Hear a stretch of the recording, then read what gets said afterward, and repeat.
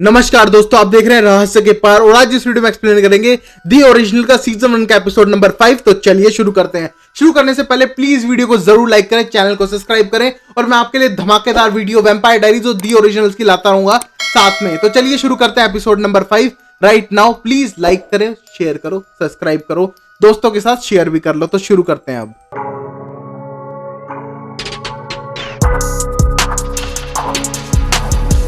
अब हम पहले सीन में देखते हैं एलाइजा को जो चेयर पे बैठा हुआ है और एक तरह से पूरा नीला पड़ा हुआ है क्योंकि उसने एक ब्लड की ड्रॉप भी नहीं पी है। और तभी हम देखते हैं उसके सामने खड़ी थी डवीना। तभी हम देखते हैं डवीना बोलती है तुम तो वही हो ना नोबल वन, और ये कहने के बाद बोलता है हाँ मैं वही हूँ। और ये कहने के बाद हम देखते हैं खड़ा होता है और बोलने लगता है कि मैं मेरे भाई की लड़ाई लड़ने आ गया था यहाँ पर बिना कुछ जाने, और अब शायद तुम मुझे नोबल ना बोलो। और ये कहने के बाद डवीना बोलते मुझे इससे कोई मतलब नहीं है, और ऊपर से तुम इतने पेल क्यों दिखाई दे रहे हो। वो बोलता है कि मैंने अब तक ब्लड नहीं पिया है, ऊपर से वो डैगर मेरे शरीर के अंदर था और इतना आसान नहीं है ब्लड थ्रस्ट को कंट्रोल करना। और तभी डवीना बोलती है ऐसा करो मुझसे फीड कर सकते हो, और तुम्हें यहाँ पर एक ही इंसान दिख रही हूँ मैं। और ये कहने को बोलता है मैं बच्चों के ऊपर फीड नहीं करता। और ये कहने के बाद वो चुपचाप बैठा रहता है, अपने कंट्रोल करता है थर्स्ट को, और बोलता है डवीना हमें एक तरह से जो वॉर स्टार्ट होने वाली है विचेस और वैम्पायर के बीच में उसको रोकना होगा, और मैं अपनी तरफ से रेडी हूं और तुम्हें भी रेडी होना पड़ेगा। और मार्शल के इशारों पे नहीं नाचना है, तुम्हें खुद के फैसले लेने हैं और विचेस का साथ देना है। और ये कहने के बाद हम देखते हैं डवीना बोलती है मैं तुम पे ट्रस्ट क्यों करूं। और ये कहने के बाद करती है कि एक पिन लेती है बड़ी सी और अपने हाथ पे एक तरह से पिंच करती है और ब्लड लेके एलाइजा के सामने ले जाती है। और वहां पर एलाइजा अपनी पूरी कंट्रोल करके बैठा रहता है, बिल्कुल भी नहीं हिलता। उसका ब्लड थर्स्ट इतनी ज्यादा है फिर भी वो चुपचाप बैठा रहता है। तभी हम देखते हैं डवीना उसके बहुत ज्यादा पास ले जाती है, और तब हम देखते हैं कि अब एलाइजा कंट्रोल नहीं करता, वो ड्रॉप एक पिंच ऑफ ड्रॉप ब्लड पीता है उसके हाथ से। और वहीं पर हम देखते हैं कि एलाइजा वापस नॉर्मल स्किन कलर में आने लगा था, और ये देख के डवीना उस पर थोड़ा यकीन करने लगती है। अब अगले सीन में हम देखते हैं कि क्लाउस ने एक्शन ले लिया है और सोफी को उठा के लेके आ चुका है, और वो उससे पूछने लगता है कि तुम मेरे पीठ पे एक तरह से खंजर घोंप रही हो, तुमने एक तरह से वादा किया था कि तुम हेली का ध्यान रखोगी बट तुमने उसे मारने की कोशिश की। और ये कहने के बाद सोफी बोलती है इसमें मेरा कोई भी हाथ नहीं है, मुझे नहीं पता वो विच क्या कर रही थी, उसने दूसरे विचेस को बता दिया, उसको एक विजन आया था और मैं इस चीज पे बिलीव नहीं करती हूँ। तुम्हें तो पता है मैं हेली से लिंक हूँ, हेली मरी मैं मरी, बात एक ही है, तुम प्लीज उस पर विश्वास मत करो, प्लीज अंडरस्टैंड करने की कोशिश करो सिचुएशन को। तभी हम देखते हैं वो पूछती है कि कैसा विजन आया था, और तभी बोलती है मुझे यकीन नहीं है बट उसको विजन आ रहे थे, और विजन में ऐसा था कि अगर जो हेली का बच्चा होने वाला वो सारे विचेस को खत्म कर देगा और एक तरह से मासकर करेगा विचेस का। और ये कहने के बाद देखते हैं कि विचेस उस पर अटैक करने की कोशिश कर रही है, और तभी हम देखते हैं कि रिबेका बोलती है तुम्हें इन चीजों पे यकीन है, क्योंकि मुझे नहीं लगता कि इस बातें सच है। ऊपर से हम डवीना से भी बात कर रहे हैं एलाइजा। और ये कहने के बाद अब सोफी बोलती है तुम डवीना कांटेक्ट में आ रही हो। ये कहने के बाद बोलती है हाँ एलाइजा बात कर रहा है उससे। और ये कहने के बाद हम देखते हैं कि वो बोलती है कि हाँ डवीना के तो कुछ अलग ही व्यू होने वाली है इस बात पे, और वो तो कुछ और ही कहेगी विचेस के बारे में भी। तभी सोफी बोलती है कि पहले वो बिल्कुल भी रिलीजियस नहीं थी और विचेस में बिल्कुल भी इंटरेस्ट नहीं रखती थी, वो सिर्फ एक नॉर्मल टीनेजर थी, पार्टी करना बूज करना ये सब इंपॉर्टेंट मानती थी। बट जो उसकी बहन थी वो जेनन इन सब पे विश्वास करती थी, और वो उसको बताती आकर कि हार्वेस्ट होने वाला है और तुम्हें भी एक तरह से वहां पर जाना होगा। और ये कहने के बाद अब रिबेका पूछती है ये हार्वेस्ट क्या होती है। तभी अब सोफी बताती है एक तरह की प्रोसीजर है जो 200 साल में एक बार होती है, और एल्डर्स चुनते हैं उन लोगों को जो इस हार्वेस्ट में पार्टिसिपेट करेंगे। और ये सुनने के बाद बोलते हैं कि हमारे एंसेस्टर्स के मैजिक से जुड़े रखते हैं, और हम बार बार उनसे मैजिक जो ड्रॉ करते हैं मैजिक करने के लिए वो इसी वजह से आता है। हर 200 साल में हार्वेस्ट होती है, और कुछ लोग इसको मानते हैं कुछ लोग नहीं मानते हैं। और ये कहने के बाद क्लाउस बोलता है इसके बारे में हमें क्यों नहीं पता। बोलते हैं सब लोग नहीं मानते ना इसको, बात ऐसी कुछ लोग इसे मिथ भी मानते हैं बट जो इसको रियल मानते हैं वो इसको पक्का मान के चलते हैं। और यहाँ पर हम एंसेस्टर का मैजिक यूज करते हैं तो ये हार्वेस्ट करना जरूरी होता है। तभी हम देखते हैं एक फ्लैशबैक का सीन जो सोफी दिखाती है और बोलती है कि उन 5-6 लड़कियों को चुना गया था और उनको तैयार कर रहे थे, और लड़कियां बोल रही थी अगर हमको पावर चाहिए तो हमें सेक्रीफाइस होना पड़ेगा, और उनके हाथ पे एक तरह से चाकू से कट करने लग रही थी एक लेडी। और तभी हम देखते हैं वहां पर सोफी आती है और कहती है सब तुम क्या कर रहे हो, इन चीजों पे बिलीव नहीं करना चाहिए। और ये कहने को जो मेन लड़की थी वहां पर औरत खड़ी थी वो बोलती है कि तुम बीच में ना पड़ो तो अच्छा है, जो हो रहा है उसको होने दो। उसमें हम देखते हैं कि उसकी दोस्त भी थी जो सोफी की दोस्त थी, और वहां पर लास्ट में डवीना भी थी। और ये देख के हम देखते हैं बोलते हैं मैं अपनी मॉम से कह के आती हूँ, और सोफी वहां से चली जाती है। और वो लेडी बोलती है यहाँ पर जो प्रोसीजर हो रहा है होने दो। और अब हम प्रेजेंट टाइम में आ जाते हैं जहां पर सोफी बोलती है कि उस टाइम पे उसे सब कुछ मजाक लगता था और रियल नहीं लगता था कि ये सब रियल में होता है सारी चीजें। और ये कहने के बाद हम देखते हैं तभी मार्शल का फोन आता है क्लाउस के पास, और क्लाउस को फोन करके बोलता है कि यार मुझे एक इन्फॉर्मेशन मिली है कि बहुत सारी डेड विचेस मिली है जंगलों के अंदर और वहां पर तुम्हें साथ चलना पड़ेगा। और ये कहने के बाद क्लाउस बोलता है तुम्हारे पास इतना बिजी टाइम है तुम कैसे टाइम निकालोगे इन फालतू चीजों के लिए। तभी बोलता है हाँ मेरा एम्पायर है बट स्टिल मुझे जाना पड़ेगा और मुझे पता लगाना पड़ेगा किसने उन्हें मारा है और शायद वो हमें भी हार्म कर सकता है, बट ये वेयरवुल्फ तो हो नहीं सकते क्योंकि फुल मून था नहीं, तो कुछ और पंगा चल रहा है शायद। और ये कहने के बाद हम देखते हैं कि क्लाउस बोलता है चलो चलूंगा मैं। तभी हम देखते हैं क्लाउस बोलता है हाँ मैं बायो एरिया में बड़े दिनों बाद जाऊंगा और मैं अभी जाके देखना चाहता हूँ कि वहां पर है क्या और ये सब किसने किया है। तभी बोलता है मैं तुम्हें इसलिए ले जा रहा हूँ भाई क्लाउस क्योंकि वहां पर वेयरवुल्फ होंगे, अगर किसी ने मुझे काट लिया तो उसका सॉल्यूशन तुम हो जो तुम मुझे जान बचा सकते हो। और तभी हम देखते हैं ये कह के फोन काटता है और वहां पर एक लड़की होती है उसके साथ, वो कुछ फोटो दिखाती है और फोटो देखने के बाद मार्शल बोलता है हाँ यही वाला घर है, यहीं पर जाना है। और तभी हम देखते हैं वो किसी चीज को टारगेट भी कर रहा था उस मोमेंट पर। तभी हम देखते हैं सब सुनने के बाद सोफी बोलती है तुम ऐसा मत करो, अभी विचेस को एक तरह से वॉर्न हो जाएंगे और प्रॉब्लम खड़ी हो सकती है। और ये कहने के बाद क्लाउस बोलता है मैं उन्हें ऐसे ही छोड़ दूं, उनने हेली को मारने की कोशिश की है और तुम यहीं पर रहना, कहीं बाहर जाने की जरूरत नहीं है और तुम्हारी स्टोरी में आके सुनने वाला हूं। और तभी हम देखते हैं कि यहाँ पर सोफी बहुत बुरी तरह से डरी हुई थी और एक तरह का रिएक्शन ही नहीं दे रही थी हमारी हेली। और जैसे ही क्लाउस वहां जाने लगता है बोलती है सो क्लाउस, और ये कहने के बाद तो चुपचाप अपनी कॉफी पीने लगती है। अब हम देखते हैं अगले सीन में मार्शल को जो सीधा जाता है उसी चर्च के अंदर। फादर बोलता है कि मुझे तुम्हारे प्लान के बारे में पता चल चुका है और तुम उस लड़की को कैप्चर करके एक तरह से विचेस को मैजिक करने से मना कर रहे हो, ये भी कोई बात हुई। और ये कहने के बाद मार्शल बोलता है अगर आप फादर उनकी सपोर्ट लोगे तो बात करने के लिए कुछ नहीं है, और ऊपर जाने लगता है। वहीं पर हम देखते हैं ऊपर अभी एलाइजा उठा हुआ था और वो बात करने लग रहा था। उसका वॉयलिन देख के बोलता है शायद तुम्हारे बॉयफ्रेंड का है, फिर तुम बजाती हो।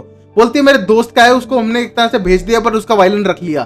तभी हम देखते हैं पैरों की आवाज सुन के एलाइजा छुप जाता है और वहीं पर हम देखते हैं अंदर आता है सीधा मार्शल और आने के बाद बोलता है कि तुम्हारे लिए गुड न्यूज है, मैं तुम्हें यहाँ से लेके जाने वाला हूँ क्योंकि बहुत लोगों को पता चल चुका तुम यहाँ पर हो और जो तुम चाहोगे वो मैं तुम्हें खरीदवाऊंगा और जहां तुम चाहती हो वहां रह सकती हो, एक जगह हम डिसाइड कर लेंगे। और ये कहने के बाद हम देखते हैं कि वो खुश हो जाती है और उसके बाद हम देखते हैं मार्शल सीधा उसको उठाने जाता है कॉफिन को और बोलता है कि मैं एलाइजा को देखना चाहता हूँ। तभी हम देखते हैं कि उसको मना करती है डिवीना और बोलती है प्लीज उसको मत उठाओ, अभी स्पेल चलने लग रहा है, उसको छोड़ दो। ये कहने के बाद हम देखते हैं वो बाहर चला जाता है और ये देखने के बाद अब एलाइजा बाहर आता है और कहता है तुमने मेरी बात छुपा दी डिवीना। बोलती है हाँ मुझे तुमसे बात करनी थी और मैं उसको पता नहीं लगने दूंगी। और फिर एलाइजा पूछता है कि मार्शल तुम्हारा क्या लगता है। बोलती है कि मेरी फैमिली बराबर है क्योंकि मेरी कोई और फैमिली नहीं है। और ये कहने के बाद एलाइजा बोलता है ये तुम्हें मैजिक करने से रोकता है और मैजिक करवाने से रोकता है विचेस से, जो तुम्हारी रियल फैमिली है मेरे हिसाब से। तभी डिवीना बोलती है उन विचेस पे बिल्कुल यकीन नहीं करती और फैमिली भी नहीं मानती है और उन पे बिल्कुल भी बिलीव नहीं करती है। उन्हें हार्वेस्ट के नाम पे एक तरह से सेक्रीफाइस करने की कोशिश की और एक फ्लैशबैक का सीन दिखाती है जो बोलती है कि मोर पावर कंज्यूम करने के लिए उन विचेस ने सेक्रीफाइसल रिचुअल रखा और एक तरह से मुझे सेलेक्ट किया और बाकी 3 और लड़कियों को, और हमें एक तरह से सेक्रीफाइस रिचुअल के लिए रखा था। और ये कहने के बाद बोलता है कि तुम क्या चाहती हो, क्या हो। बोलती है कि ऐसा कुछ नहीं होने वाला है और आज अगर वो उनके हाथ लग जाती है तो वो उसे मार डालेंगे, इससे बेटर है वो छुप के रहे। ऊपर से कुछ टाइम बाद अगर उन्होंने हार्वेस्ट रिचुअल पूरा नहीं किया तो सारी उनकी पावर है वो चली जाएगी एंसेस्टर्स वाली और वो नॉर्मल इंसान बन के रह जाएंगे और विचेस पावर नहीं रहेंगी। और ये देखने के बाद एलाइजा बोलता है तो उसके लिए उनको क्या चाहिए। तभी डिवीना बोलती है उनको मेरी लाश चाहिए, उन्हें मुझे मारना है सेक्रीफाइस में और तभी वो रिचुअल पूरा हो सकता है। ये देखने के बाद एलाइजा चुप हो जाता है एकदम। अब वही हम देखते हैं कि इस टाइम पे सोफी तैयारी करती है टाउन छोड़ने की और विचेस के बारे में पता लगाने के लिए क्यों उस पर हमला कर रही है हेली पे और पूरी बात क्या है। तभी हम देखते हैं हेली उसके पीछे खड़ी होती है और बोलती है वो भी साथ जाएगी क्योंकि एक तरह से पहले लिंक्ड है। नंबर 2 वो जानना चाहती है अपनी फैमिली के बारे में, जैसे उसकी बहन जेन ने उसको बताया था कि वो सारे उसके डाउट क्लियर करेगी और फैमिली से मिलाएगी। और ये कहने के बाद सोफी बोलती है तुम मत आओ तो बेटर है क्योंकि क्लाउस पहले मेरे एक बार क्लास ले चुका है, मुझे फिर से नहीं चाहिए उसकी क्लास। तभी हम देखते हैं कि बोलते हैं मुझे मेरी फैमिली पता करनी है, ऊपर से मुझे पता करना है कि तुम पूरी विचेस चाहती क्या हो, ऊपर से जिस बंदे ने विचेस को मारा है वो मुझे पसंद करता है इसलिए उसने मेरी जान बचाई है, एक तरह से एंजल बन के लिए आया था मेरे लिए, अगर मैं तुम्हारे साथ रहूंगी तो तुम ज्यादा सेफ हो। और तभी हम देखते हैं ये सुनने के बाद रिबेका पीछे खड़ी थी और उनका पीछा करते हुए आती है और कहती है कि कितनी वाहियात बातें करती हो तुम, इनका कोई सेंस नहीं है। और बोलती है कि हेली तुम कहीं नहीं जा रही हो। और ये कहने के बाद हेली बोलती है मेरे से लिंक्ड, अगर ये मर गई तो मैं भी मर गई और बच्चा मर गया और ये एक तरह से एलाइजा ने तुम्हें पहले ही कहा था मुझे बचाने के लिए और तुम हमारे साथ चल रही हो। ये देखने के बाद हम देखते हैं कि ये कहने के बाद रिबेका बोलती है अगर भाई को पता चला तो क्या करोगी, क्लाउस को पता चला, एलाइजा को पता चला तो क्या करने वाली हो तुम।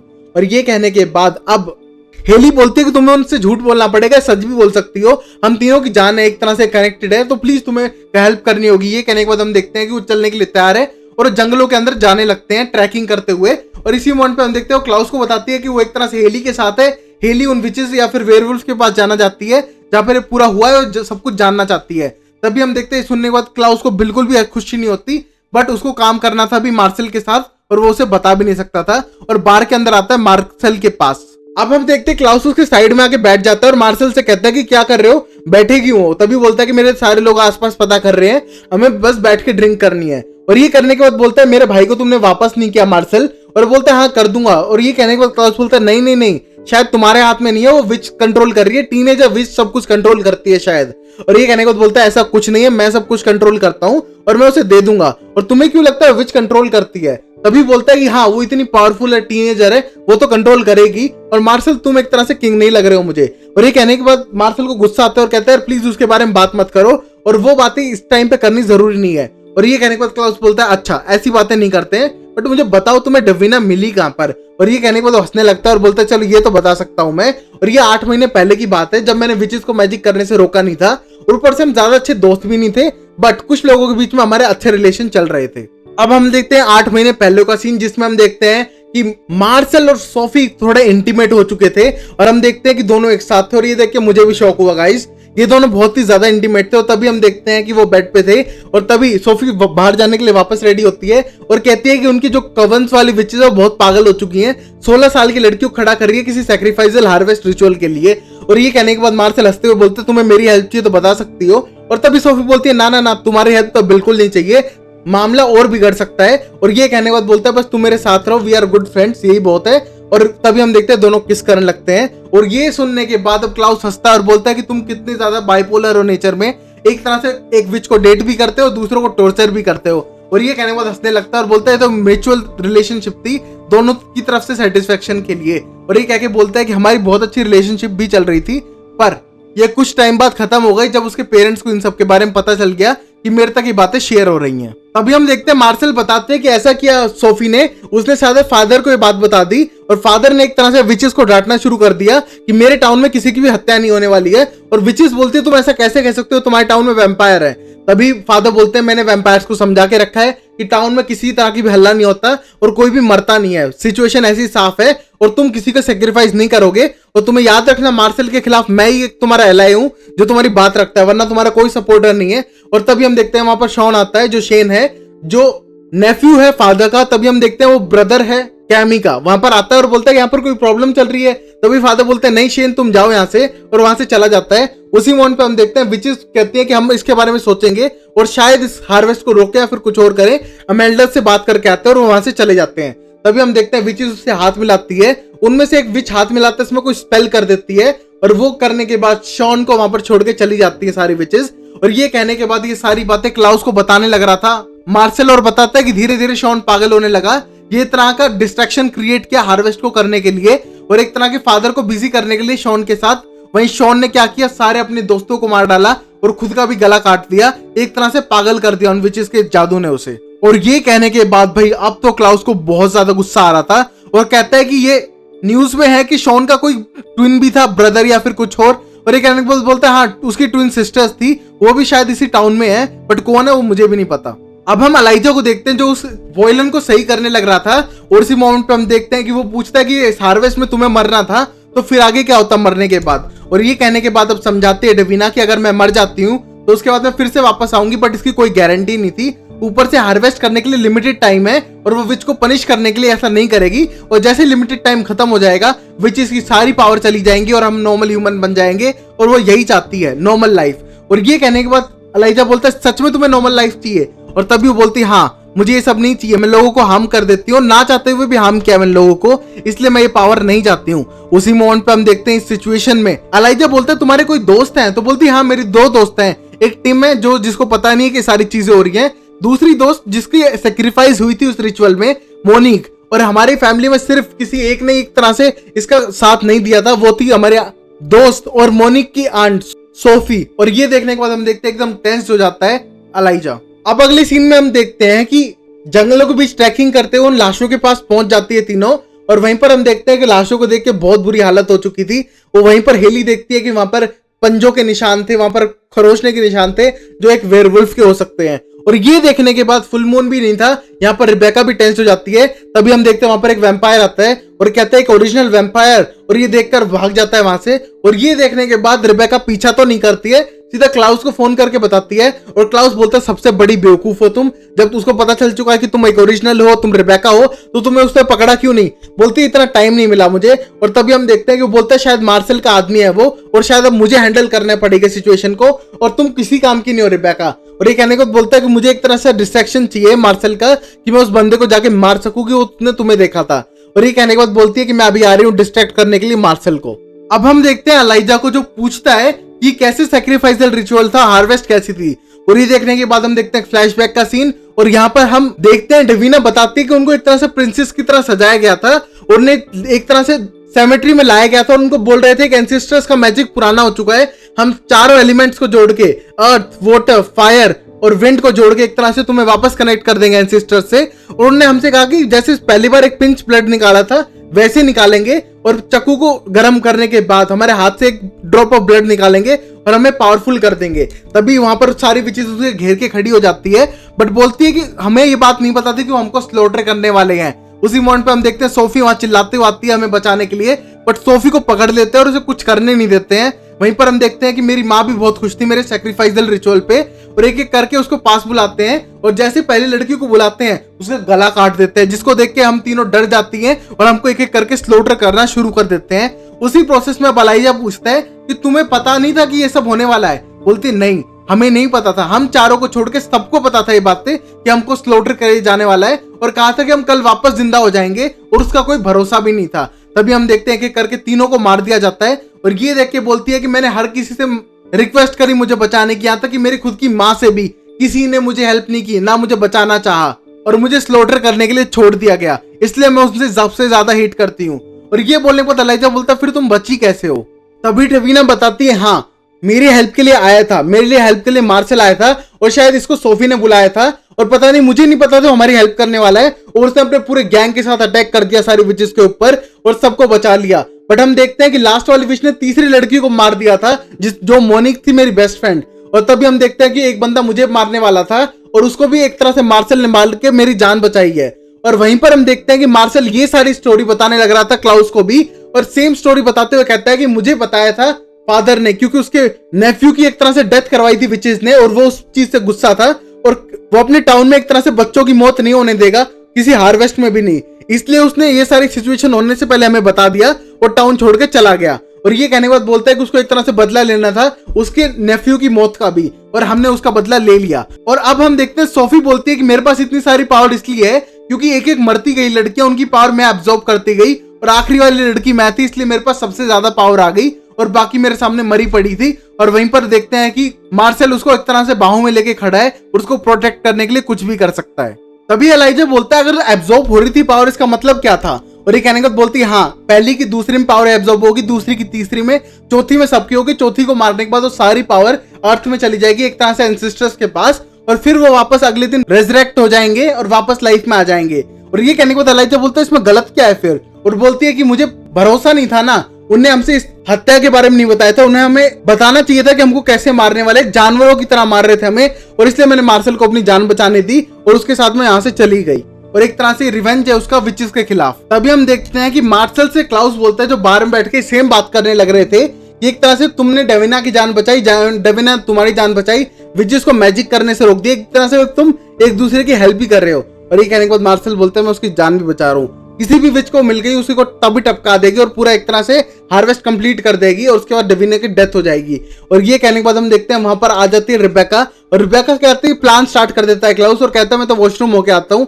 और वहां पर हम देखते हैं कि रिबेका उसको टाइम पास करने लगती है और कहती है कि तुम मुझसे ढंग से बात नहीं कर रहे हो आजकल मार्शल। वो बोलता है मुझे तुमसे बात करने की जरूरत ही नहीं है। और तभी हम देखते हैं कि वो एक दूसरे की आंखों में देख रहे थे, और तभी रिबेका बोलती है कि तुम्हें मेरे रॉन्ग साइड पे नहीं होना चाहिए मार्शल। और तभी रिबेका को बोलता है रिबेका माइकलसन तुम मेरी रॉन्ग साइड पे ना हो तो ज्यादा बेटर है। और वही हम देखते हैं एलाइजा बाहर निकल जाता है और उस बंदे को ढूंढता है जिसने एक तरह से रिबेका को और वुल्फ को देखा था, हेली को। तो ये देखने के बाद बोलता है कि तुम्हें पता है वो कहां है, बोले वहां पर थे। और तभी हम देखते हैं उसकी गर्दन तोड़ देता है उस बंदे की जो मार्शल तक ये मैसेज पहुंचाने वाला था।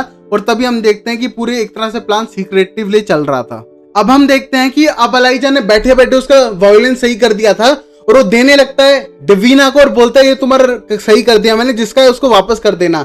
तभी हम देखते हैं हाथ में लेके इमोशनल होने लगती है क्योंकि वो टिम्मी को याद कर रही थी, और तभी पूरी जगह हिलने लगती है और उसका मैजिक कंट्रोल नहीं होता। और ये देखने के बाद अब एलाइजा बोलता है तुमसे मैजिक कंट्रोल नहीं हो रहा, इतने सारे लोगों का मैजिक तुम्हारे अंदर स्टोर्ड है, ऐसा करो मैं तुम्हें एक ग्रिमवोर्ड दूंगा और वो यूज करके तुम एक तरह से कंट्रोल करना सीख सकते हो मैजिक को।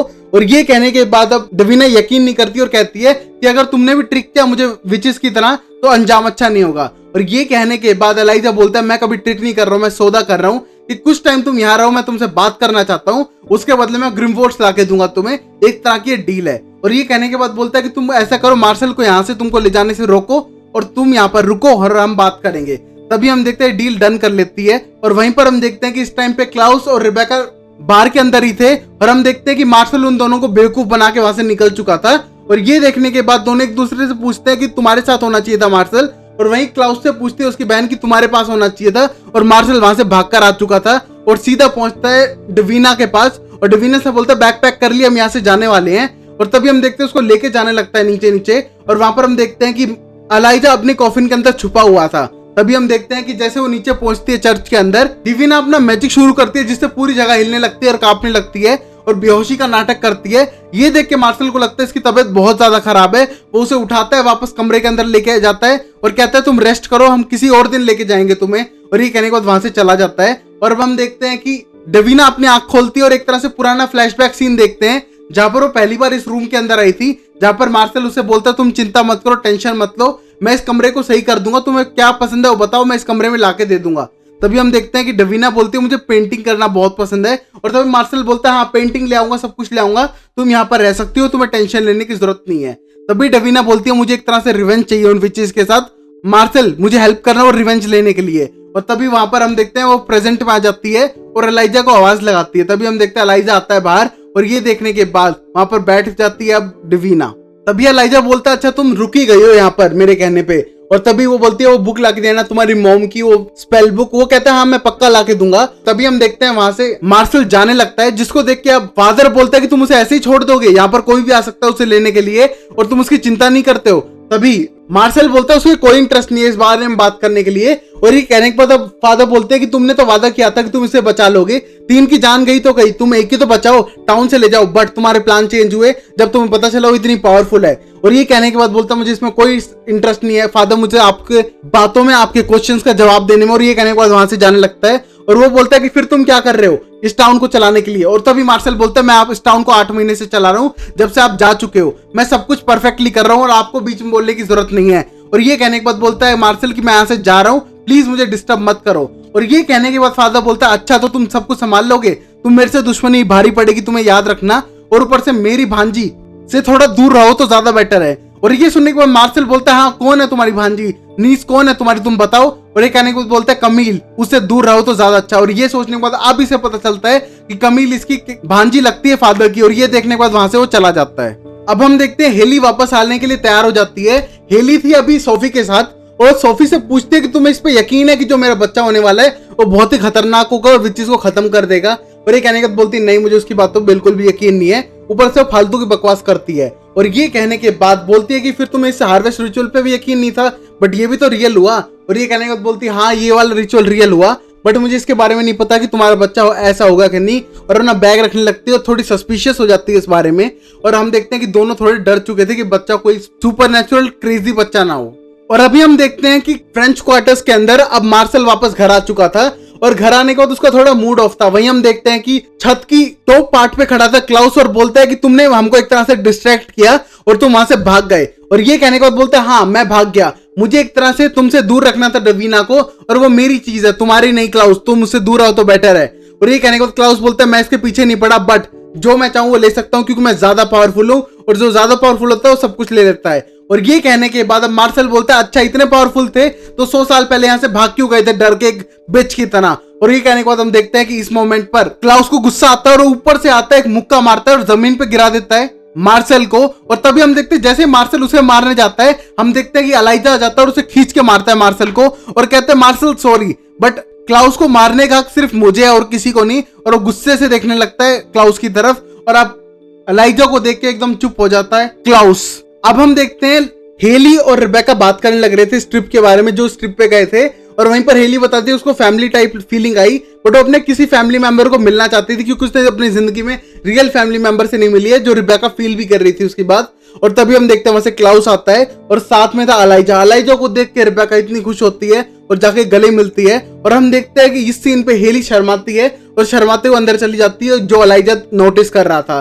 तभी हम देखते हैं अपने भाई से मिलने के बाद रिबेका बहुत ही ज्यादा खुश थी। और वहीं हम देखते हैं कि एलाइजा उससे मिलने के बाद सीधा बोलता है 2 मिनट में मैं आया हूँ, और पीछे घर के जाता है जहां पर हेली अकेली खड़ी है। हेली के पास जाके खड़ा होता है और वहां पर हेली से हालचाल पूछता है, और तभी हेली उसको कान के नीचे लगाती है खींच के और कहती है जो प्रॉमिस तुम रख ना सको उसको करो भी मत। और ये कहने के बाद बोलती है वेलकम होम कह के अंदर चली जाती है। और इस सीन पे भी एलाइजा उससे इंप्रेस हो जाता है और उसकी तरफ स्माइल करते हुए देखता रहता है। अब हम देखते हैं लास्ट सीन में एलाइजा एक्सप्लेन कर रहा था पूरी स्टोरी को यहाँ पर हो क्या रहा है। तभी वो बताता है 8 महीने पहले वो रिचुअल हुआ था, रिचुअल एक तरह से टूट गया था और वहां से भाग चुकी थी मार्शल के साथ डिवीना, और डिवीना को पकड़ने के लिए पूरा प्लान बना रहे थे।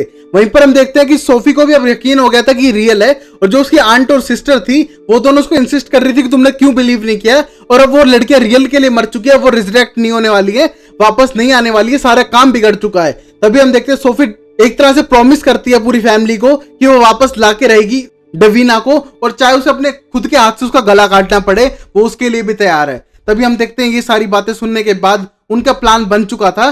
4 महीने पहले इनका और एक और प्लान बना, जब एक लड़की आई उनके रेस्टोरेंट में, और रेस्टोरेंट में आने वाली लड़की प्रेग्नेंट थी, जो कोई और नहीं हेली थी, और उनकी उम्मीद और भी जग गई, और उन्हें एक तरह से हमको यूज किया इस पावर को निकालने के लिए और पता लगाने के लिए कि सोफी यूज कर सके हमें as a tool to know डिवीनाज लोकेशन, और मार्शल को रोक सके और डिवीना को मार सके और बाकी फैमिली को भी रिजरेक्ट हो सके। और जेन ने सैक्रिफाइस किया है पूरी प्रोसेस के लिए, और ये उनका पहले से बना प्लान था। और ये प्लान सिर्फ सत्ता हासिल करने का नहीं है, फैमिली को हासिल करने का है। जिसके पास ताकतवर फैमिली है वही जीतता है। और ये कहने के बाद हम देखते हैं एपिसोड नंबर 5 यहीं पर खत्म होता है।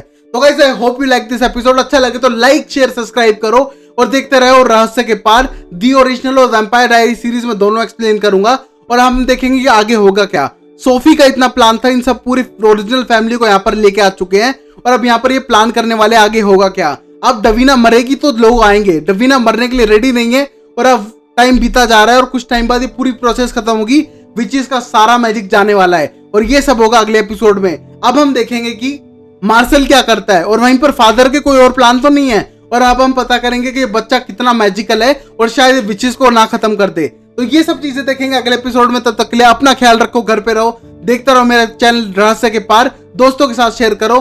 Take care and bye bye and Tata.